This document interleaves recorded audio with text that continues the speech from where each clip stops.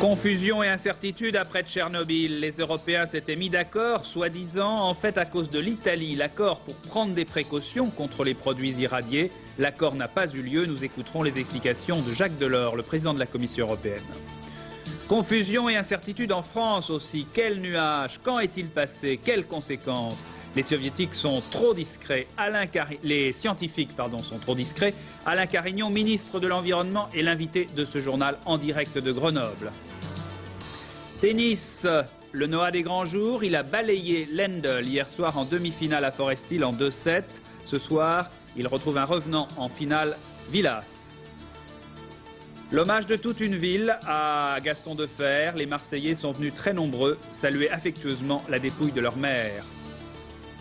La chronique, c'était hier de Bernard Marchetti, un poilu de la Grande Guerre à qui on avait promis la médaille militaire. L'affaire avait éclaté le 11 novembre dernier. Sa médaille, il a fini par l'obtenir.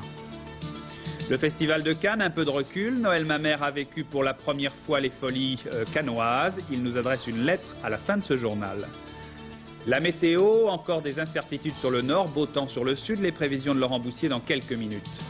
Aujourd'hui, dimanche 11 mai, les otages français détenus au Liban, Marcel Carton, Marcel Fontaine, Michel Seurat, Jean-Paul Kaufmann et l'équipe d'Antenne 2, Philippe Rochaud, Aurel Cornéa, Georges Janssen et Jean-Louis Normandin n'ont toujours pas été libérés. Camille Sontag, l'homme de 84 ans enlevé en début de semaine et dont l'enlèvement n'a toujours pas été revendiqué, reste prisonnier lui aussi. Bonjour. Les conséquences de la catastrophe de Tchernobyl n'ont pas fini de nous étonner. Il y a l'inquiétude que l'explosion de cette centrale nucléaire soviétique continue de susciter. Exemple, un 4e mort en Union soviétique. Autre exemple, à Kiev, on le sait maintenant, il règne une psychose de la radioactivité. Il y a ensuite l'incertitude et la confusion en Europe. Le problème est simple, un nuage radioactif, à cause de la catastrophe bien sûr, un nuage radioactif a survolé l'Europe. Il faut donc prendre des mesures de précaution. Mais les Européens sont incapables d'abord de mesurer la radioactivité de la même manière. Ils sont aussi incapables de se mettre d'accord pour empêcher l'entrée en Europe des produits frais en provenance des pays de l'Est. Ce matin, on croyait l'accord acquis à Bruxelles. En fin de matinée, tout était remis en cause. Maryse Mano. Il s'agissait d'interdire les produits laitiers, les fruits et légumes et les produits de la mer pour lesquels l'accord des 12 ministres est nécessaire. Pour la viande, dont l'importation est interdite depuis le 7 mai, la Commission avait plein pouvoir. Mais cette nuit, c'est l'Italie qui a fait capoter l'accord en rejetant les seuils de radioactivité proposés par la Commission. Elle les juge trop élevés. Jacques Delors, déçu, rejette la responsabilité de l'échec sur les ministres. Les scientifiques ne sont pas d'accord entre eux sur les conséquences de cet accident, sur les niveaux de radioactivité qui sont dangereux. Mais moi, dans ma responsabilité de président de la Commission, j'ai pensé qu'il fallait prendre des précautions provisoires. Nous avons deux genres de mesures à prendre. À nos frontières extérieures, à nous les 12 pays européens, nous devons suspendre les importations pendant une période limitée. Mais dans le commerce entre les 12 pays, il faut qu'on soit d'accord. Vous ne voyez pas par exemple qu'un pays membre interdise sous ce prétexte les achats venant d'un autre pays. Et c'est à ce moment-là que les normes de sécurité entrent en ligne de compte. Car si tous les pays ne sont pas d'accord sur les mêmes normes de sécurité, ceux qui veulent les normes les plus sévères vont refuser des importations venant d'un autre pays membre de la communauté. Voilà la difficulté. Concrètement, cela veut dire que les produits de l'Est peuvent toujours entrer dans la communauté? Non pas les viandes qui représentent une grande partie de notre commerce, mais le reste, oui. Mais je pense que lundi, enfin, le Conseil des ministres se mettra d'accord. En tout cas, moi, dans ma responsabilité, j'ai fait l'impossible dès qu'on a eu les informations nécessaires. Encore une fois, il s'agit de mesures provisoires pour la santé des gens. Ensuite, nous pourrons réfléchir ensemble aux conséquences d'un accident qui est le premier du genre. Il y a ensuite la confusion et l'incertitude en France. On nous a d'abord dit, aucune inquiétude, le nuage n'est pas passé en France. Ensuite on a dit, oui il est passé mais comme il ne pleuvait pas, ce n'est pas grave du tout. Puis après on a dit, la radioactivité diminue en France. Étonnant puisqu'on ne nous avait jamais dit qu'elle avait augmenté. Alors où est la vérité et pourquoi la cache-t-on? Jacques Violet. On nous a menti. 15 jours après la catastrophe et des déclarations contradictoires, nous apprenons en France que le nuage n'a pas épargné l'Hexagone et que les retombées d'iode radioactif notamment ont été plus importantes qu'annoncées sur toute la France. Le professeur Pellerin indique aujourd'hui que jusqu'au 5 et 6 mai, on pouvait distinguer 3 zones contaminées du nord au sud. À l'ouest, la plus faible en bleu, une seconde en jaune centrée sur le territoire, de radioactivité moyenne, enfin une troisième à l'est en rouge, avec des taux relativement importants. Le service de protection contre les rayonnements indique des taux maximum de 360 becquerels par litre, alors qu'on nous annonçait il y a une semaine que jamais ces taux n'avaient dépassé 200. D'autres chercheurs confirment aujourd'hui ces taux, malgré tout pas dangereux. Compte tenu des niveaux qui ont été détectés dans l'air par les organismes spécialisés, il est peu probable que les niveaux que nous allons retrouver dans le lait augmentent et qu'ils atteignent des doses maximales admissibles. Sur quelle région de France les nuages radioactifs sont passés? Il est d'abord pénétré par le sud-est, par l'Italie, et il y a également eu un passage à partir de l'Angleterre sur l'ouest de la France. Cette vérité est dissimulée. Ce silence, ce mensonge pose un vrai problème, le pouvoir du nucléaire en France. La France, le pays du tout nucléaire, le pays le mieux équipé en centrales électronucléaires, qui produit, grâce au nucléaire, plus de 60% de son énergie. Effectivement, voilà beaucoup de questions. Alors avec nous, en direct de Grenoble, Alain Carignon. Vous êtes ministre de l'Environnement. Monsieur Carignon, bonjour. Bonjour. Alors, comment expliquez-vous que les Français étaient si mal informés dans cette affaire? Parce que nous, journalistes, nous avons essayé de savoir et on nous a donné des informations fausses. Et je crois qu'il faudrait d'abord peut-être rappeler des choses très simples. Il y a au fond deux choses. Il y a le service de sûreté nucléaire qui dépend du ministre de l'Industrie et qui concerne le contrôle des machines, qui est un service à la disposition également du public. Et puis, il y a le service de contrôle de la radioactivité, pour simplifier, qui dépend du ministère de la Santé et qui est le service du professeur Pellerin, qui a été donc souvent mis en cause en matière d'information. Ça veut dire, monsieur le ministre, que vous occupez de l'environnement, mais ça ne dépend pas de vous, tout ça? Alors, attendez, par contre, ce qu'il faut savoir, c'est que si l'information a été mise en cause, jusque-là, le thermomètre, c'est-à-dire l'instrument qui permet de mesurer la radioactivité, ne l'a pas été. Parce qu'en France, il y a sur le territoire 130 thermomètres de mesure de la radioactivité qui mesurent la radioactivité dans l'air, dans l'eau, dans le lait, et qui la mesure en permanence, c'est-à-dire qu'il y ait Tchernobyl ou qu'il n'y ait pas Tchernobyl. Donc, on a un instrument de mesure qui est considéré comme fiable en France et en Europe. C'est un élément très important parce que ce n'est pas toujours le cas dans les autres pays où il y a, on le voit bien, une certaine cacophonie à l'intérieur même des pays. Donc, mais pourquoi n'a-t-on pas dit que la radioactivité va augmenter, tout simplement? Alors déjà, les instruments de mesure ont diffusé tous les jours, depuis le 28 avril, tous les jours en fin de soirée, vers minuit, les services professeur Pellerin ont diffusé les chiffres. Et puis, samedi, enfin hier exactement, le professeur Pellerin a pu présenter une carte qui est la première carte coordonnée du taux de radioactivité publiée par un pays européen. Parce que, pour la publier, pour des raisons techniques, il faut un certain délai, puisqu'il faut que la radioactivité naturelle ait été prise en compte. Donc elle a été publiée en France hier. Hier, 15 jours après. Ah non, mais quotidiennement, les chiffres ont été publiés. Alors comment expliquez-vous que les Français ne l'ont jamais su? Alors écoutez, c'est aux médias de répercuter ces chiffres. C'est nous qui n'avons pas fait notre travail, tous à votre les avis? jours. Et ils ont été diffusés. Maintenant, je vais ajouter tout de même quelque chose sur ce problème de l'information qui est capital. Il est capital parce que je crois que les Français sont majeurs, ils ont le droit de savoir, ils ont le droit de connaître. Je crois que tout le monde s'accorde à penser, d'ailleurs le reportage vient de le montrer, que les taux tels qu'ils se sont développés, les taux de radioactivité ne sont pas dangereux. Suivant les normes de l'Organisation mondiale de la santé ou suivant les normes d'Euratom, dans les deux cas, les taux tels qu'ils sont déterminés en France ne sont pas dangereux. Mais se pose le problème de l'information et il faut tirer l'expérience, n'est-ce pas, de ce qui vient de se produire. Je crois que dans tout événement, il faut en tirer la leçon.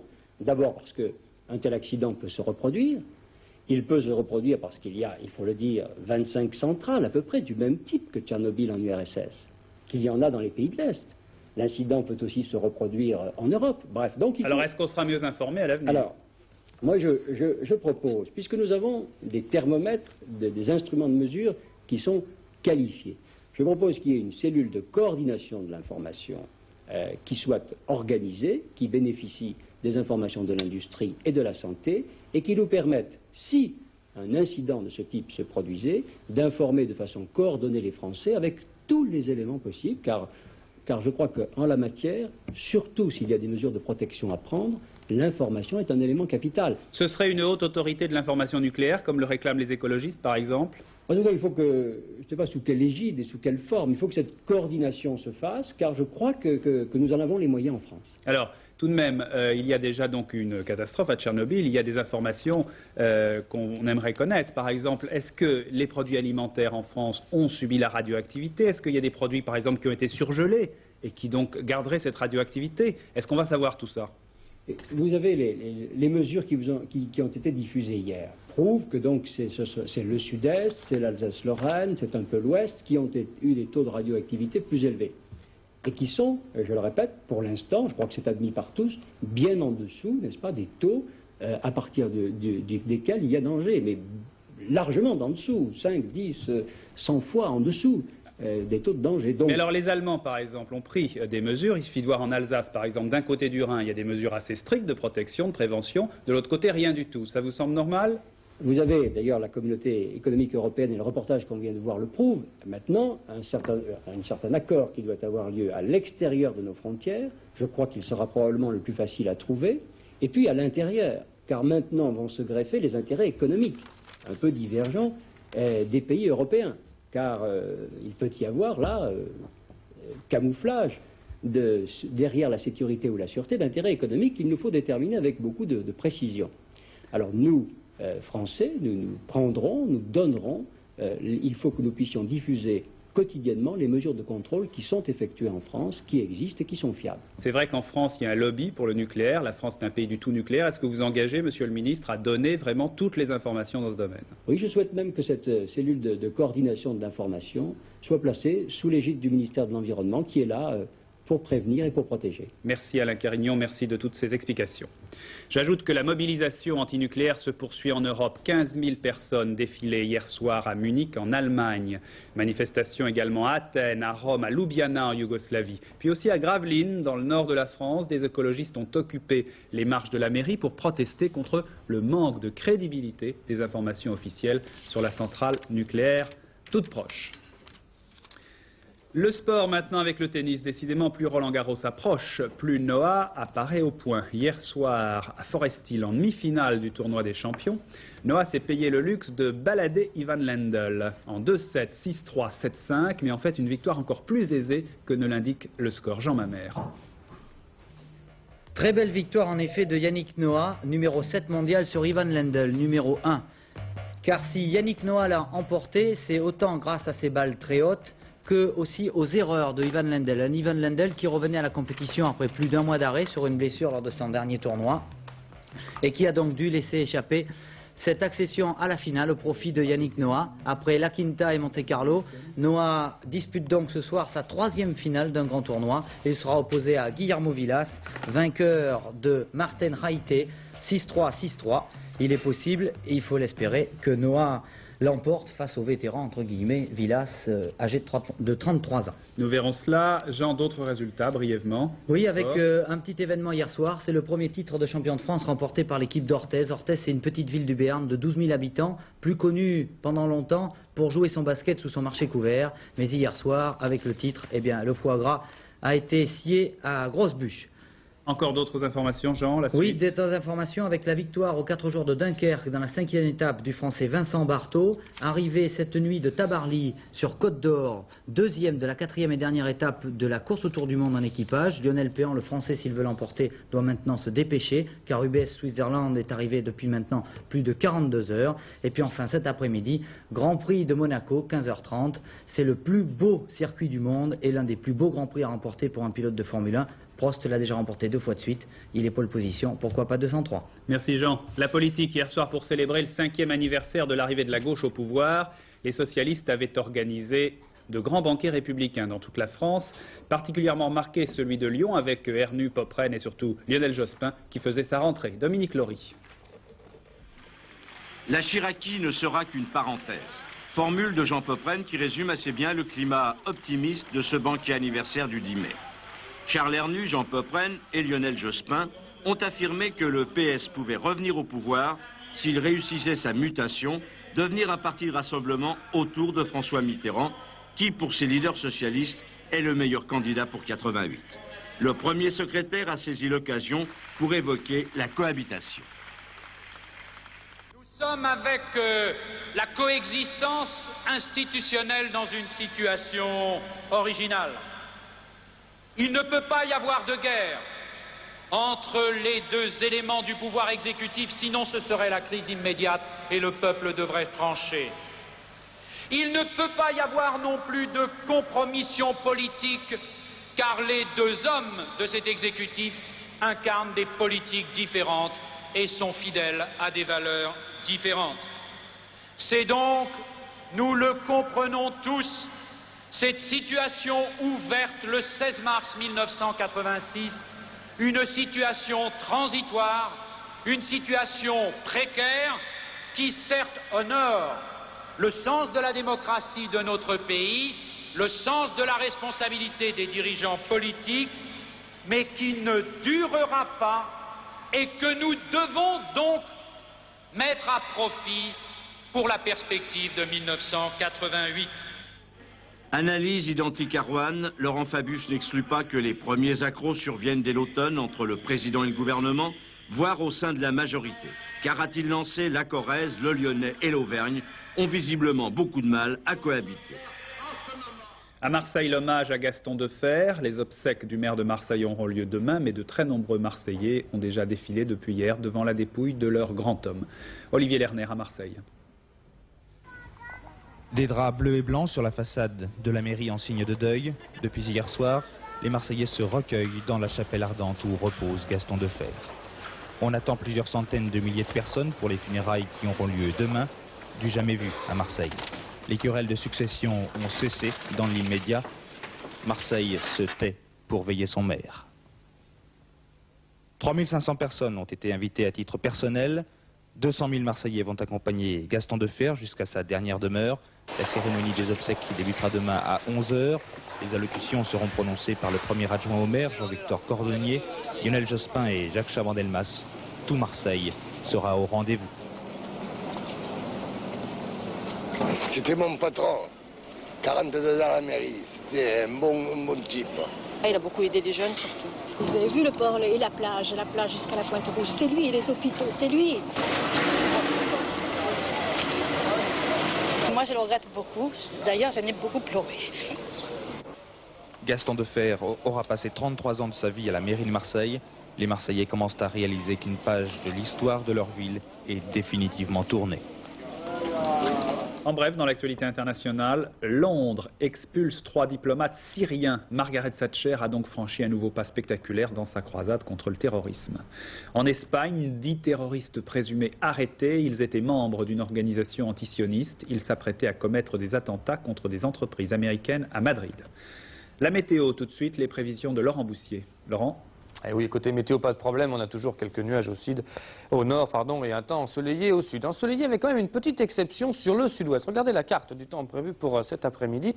Sur l'Aquitaine, quelques arrivées d'entrée d'air marine devraient donner un ciel ou déjà un ciel légèrement nuageux avec quand même quelques éclaircies et surtout pas de pluie. Sur tout le reste de la moitié sud, donc du soleil, de la chaleur, nous le verrons dans quelques instants. Alors que sur la moitié nord, ça va un tout petit peu moins bien. Il y a des nuages, mais de toute façon, il n'y aura pas de précipitations. Côté température, eh bien, elles sont encore en petite hausse. Regardez les températures prévues pour cet après-midi. De 16 degrés à Cherbourg jusqu'à 22 degrés à Mulhouse sur la moitié nord, 20 degrés à Paris, c'est tout à fait agréable. Et de 22, mais jusqu'à 27 degrés sur la moitié sud, 27 degrés à Toulouse, 27 degrés à Nîmes. Une chaleur qui bénéficie à toute l'Europe puisque cet après-midi, il fera 23 degrés à Genève et 28 degrés à Lisbonne. Vous saurez tout quand je vous aurai dit qu'en plus, hier après-midi, il a fait 36 degrés à Marrakech. 36 degrés, vous voyez, là, on a encore le temps de le voir venir. La chronique, c'était hier, la chronique de Bernard Marchetti. Souvenez-vous, au moment du 11 novembre dernier, on avait appris qu'un poilu de la Grande Guerre attendait sa décoration, sa médaille militaire, depuis 1916, l'année de ses actions héroïques. Émotion chez les anciens combattants qui réclament pour leurs camarades. Alors que s'est-il passé après? C'est ce que va nous raconter Bernard Marchetti. Mais d'abord, voici le reportage que nous diffusions le 10 novembre 85 précisément. Oui, je suis un peu confus que vous vous intéressiez à ma petite personne quand même, parce que, enfin, vous vous rendez compte, moi je ne suis pas Napoléon, ni M. Mitterrand, ni, je sais pas moi, enfin, vous ne trouvez pas? À 20 ans, ce petit père tranquille a risqué sa vie pour prévenir les artilleurs français qu'il tirait sur sa propre compagnie. Le 18, dans l'après-midi, les 242 marines français nous tiraient dessus. Le tir était trop court. Et comme agent de liaison, je suis allé, en rampant, demander à l'artillerie d'urgence qu'ils allongent le tir. Et que quand je suis arrivé à l'artillerie, j'avais mon casque arraché à droite, ma cartouchière arrachée à droite par des balles. J'avais ma capote trouée de 19 trous et je n'avais pas une égratignure. Ça a été un miracle. Voilà. Le jour même, on lui promet la médaille militaire. Et puis, la guerre finie, on l'oublie. À l'époque, ça m'a fait de la peine, il n'y a pas de doute, n'est-ce pas? Parce que tout de même, mais vous savez, avoir le sentiment d'avoir sauvé sa peau, c'était déjà une belle satisfaction. Ouais. Et puis, ma foi, vous savez, quand on est jeune, puis le temps passe, et puis j'y ai plus repensé après. Ça vous ferait plaisir de les avoir aujourd'hui, ces décorations? Oh oui, il n'y a pas de doute, ça représente tout de même, c'est tout de même, comment dirais-je, une réparation. Vous ne croyez pas? Non? Vous ne croyez pas? 2 mois après ce reportage, M. Édouard Bozier a été décoré de la médaille militaire par le général commandant la 42e région. Prise d'armes, cérémoniale grandiose à la caserne d'Amboville de Poitiers. C'est le 15 janvier 1986. Le récipiendaire est dans sa 90e année. Le soldat Édouard Bozier, agent de liaison au 73e régiment d'infanterie, était dans sa 20e année lorsque lui fut promise la médaille militaire après son action d'éclat. C'était le 18 janvier 1916. 70 ans, à 3 jours près, se sont écoulés entre la promesse et sa réalisation. Il n'est jamais trop tard, il suffit de vivre longtemps. Mais on dirait que tout à coup la France veuille rattraper le temps perdu et payer avec les intérêts sa dette de reconnaissance envers l'ancien héros de 1916. Jeudi dernier, à l'occasion du 8 mai, Édouard Bozier a reçu une 2e décoration, la médaille du combattant. Encore une belle cérémonie, m'a dit M. Bozier, avec le concours de la musique des Saint-Cyriens de Coët-Quidan. Et la 3e médaille est en route, la croix de la Légion d'honneur. La demande a été faite par le général commandant la 42e région militaire. Mais le long cheminement administratif qui aboutira à présenter le dossier à la signature du président de la République inquiète un peu M. Bozier. On l'a averti, il faut en général 3 ans. Il m'a dit, j'ai attendu 70 ans pour la médaille militaire, j'essayerai d'attendre encore 3 ans pour la Légion d'honneur, mais je ne promets rien. À mon âge. Alors, pour garder le moral et la forme, il bêche son jardin, il joue du violon. Tout va bien d'ailleurs, la preuve, il conduit sa voiture comme un jeune homme. Je lui ai demandé, et la guerre 39-45, comment s'est-elle passée pour vous? Réponse, j'ai fait de la résistance. J'avais monté un petit réseau sur la ligne de démarcation, j'ai sauvé beaucoup de monde. Une nuit, j'ai même fait passer 50 personnes d'un coup en zone libre. Édouard Bozier n'y a peut-être pas pensé, mais la médaille de la résistance, plus de 40 ans après, ça ne serait pas mal non plus. Vous ne croyez pas? Non, vous ne croyez pas. Le festival de Cannes, les festivités se poursuivent bien sûr sur la Croisette. Pour une fois dans Antenne de Midi, nous allons oublier un peu l'actualité immédiate et prendre un peu de recul. Pendant les premiers jours du festival, Noël Mamère s'est promené à Cannes, il a respiré l'air des coulisses du cinéma. Il nous en rapporte une lettre, la voici. Pagnol, donc, qui m'a fait photographe, estimait que j'aurais été un chef opérateur extraordinaire et il m'a fait faire des essais au moment de la femme du boulanger. contre ma volonté, car je lui ai expliqué que j'étais un homme des photos arrêtées, uniquement très plastiques. Donc j'ai toujours trouvé que le mouvement, c'est un point de vue que j'ai, n'était pas plastique, coupait toute plasticité. Mais ça paraîtra incroyable à beaucoup de gens. J'estime que j'avais toutes les capacités pour être un photographe de film valable, mais pas un opérateur de mouvement, absolument pas. Ce petit homme avec lequel je marche s'appelle Roger Corbeau. Sa profession, photographe de plateau. Pendant 50 années, il a consacré sa vie aux acteurs et aux stars en posant sur eux ce regard d'aigle qui en fait un génie. Aujourd'hui, le 7e art, auquel il a tant donné, lui rend hommage à Cannes. Corbeau l'exigeant, Corbeau le maniaque, Corbeau l'artisan de la lumière pour provoquer le rêve dans un instantané. Corbeau, le révélateur des stars tels que vous les rêvez. Roger Corbeau, combien d'années entre cette photo de vous sur un plateau et ce live que nous vivons maintenant? Eh bien, je ne sais absolument pas calculer Noël. C'est une photo qui a été faite en 1956 à Potsdam, lorsque je tournais avec Raymond Rouleau, Les Sorcières de Salem. Alors, vous êtes un meilleur mathématicien que moi, vous allez me le souffler. Est-ce qu'il vous est arrivé de devenir amoureux des femmes que vous avez photographiées?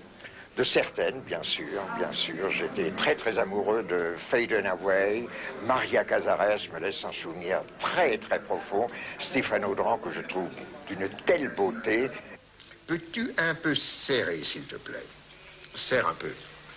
En restant toujours sur le visage de Steph. 2,8. Je trouve trop détendu, Stéphane. On ne va pas réussir à avoir quelque chose de bien là. C'est vrai, tu es absolument hors du coup. C'est moi qui n'y étais pas. C'est tout, je ne sens rien du tout, la cellule. Ah! Steph ne rigole pas. Et pourquoi il faut jamais rire avec toi? Il refaisait la séquence, il vous demandait de recommencer à vous mettre dans des états, et on s'y mettait finalement, pour lui faire plaisir, et puis en même temps, parce qu'il était tellement en transe qu'on s'y mettait. Est-ce que ça vous a apporté quelque chose dans votre carrière de présenter des photos de Roger Corbeau de vous? Ah oui, ça m'a fait beaucoup plaisir. Je regrette seulement de ne pas en avoir fait plus, parce que souvent, j'avais l'occasion, il me demandait, et puis moi je partais, et puis maintenant, il veut plus. Et ça, je regrette, parce que les souvenirs, les belles photos que j'ai, par exemple, le dernier film que j'ai fait, c'est Violette Nozière avec lui. J'ai des photos absolument admirables. Et finalement, vous savez, quand vous pensez à un film, vous pensez, même un vieux film qui a 50 ans, vous pensez aux photos plus qu'à des scènes longues, évidemment. Vous pensez aux belles photos qui sont restées de ce film et qui le représentent. Ce n'est pas tout. La raison pour mes gants. La colonne vertébrale fracturée en 2 endroits. Une plaque d'argent. La rotule du genou est dans l'argent aussi. Les malheurs de la guerre m'ont apporté ces richesses. Me permettez-vous une question? Naturellement. Pourquoi avez-vous fait pour moi une exception en me recevant chez vous? Roger Corbeau, vous avez ce qu'on peut appeler une gueule. Est-ce que vous avez eu envie de faire du cinéma, vous aussi? Non. Alors, sincèrement, jamais. On m'a fait tourner. On m'a fait tourner précisément à cause de cette drôle de gueule. Oui, j'ai tourné, il y a très très longtemps, j'ai tourné un film avec Pierre Freinet. J'ai tourné également un rôle important d'ailleurs de computer dans le procès d'Orson Welles. Là j'avais 2 pages et demie de texte, il y avait Anthony Perkins comme partenaire, hein, ce n'est pas un rien.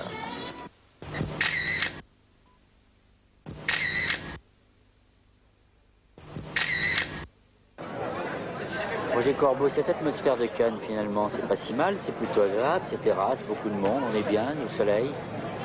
Oui, je trouve ça très amusant. Le soleil en moi, j'avoue, comme vous le savez, je suis un homme de l'Est. Donc je n'aime pas le soleil, mais de voir ce spectacle, ces gens tellement drôle, tellement marrant, vêtu n'importe comment, très différent, tout. Je trouve que c'est un spectacle dans la vie même. Et comme la vie n'est pas toujours joyeuse, ben là je prends mon vin de jouvence dans tout ça. J'adore. Est-ce que ça vous donne envie quelquefois de reprendre votre appareil photo pour faire Absolument quelques clichés? pas. Absolument pas. Non, ça me donne aucune envie, non. Je suis arrivé à un point où j'estime je ne veux pas devenir un vieux cheval de cirque où on dise tiens, il sait encore monter sur un cube, il sait encore faire ceci ou cela. Non, alors voilà.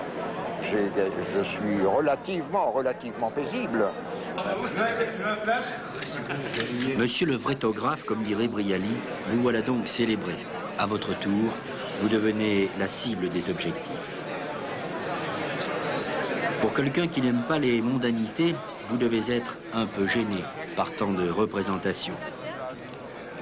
Un verre de Perrier. Un petit peu de champagne? Vous avez horreur de la foule, mais comme le bain de vos photos, quand la foule vous aime, son bain est bon à prendre. Est-ce que vous êtes un homme heureux ce soir? Bien sûr, je serais vraiment très ingrat. Je serais très ingrat, mais bien sûr, mais je n'en donne pas l'air, étant donné que je suis toujours... Il y a cette inquiétude qui est en moi perpétuellement, vous vous en rendez compte d'ailleurs. Je ne suis pas un homme de micro, mais lorsque vous avez la gentillesse de m'interroger, je regarde vos yeux, et ça m'aide beaucoup, oui, parce qu'il y a une telle indulgence, et donc je ne peux être qu'heureux. Noël Mamère, vous le retrouverez demain en cette même place et pour toute la semaine pour Antenne de Midi. Auparavant, aujourd'hui, d'autres rendez-vous avec l'information sportive. 18h30, ce sera Gérard Holst pour Stade 2. Et puis à 20h, vous retrouverez Claude Sérillon. Excellent après-midi sur Antenne 2.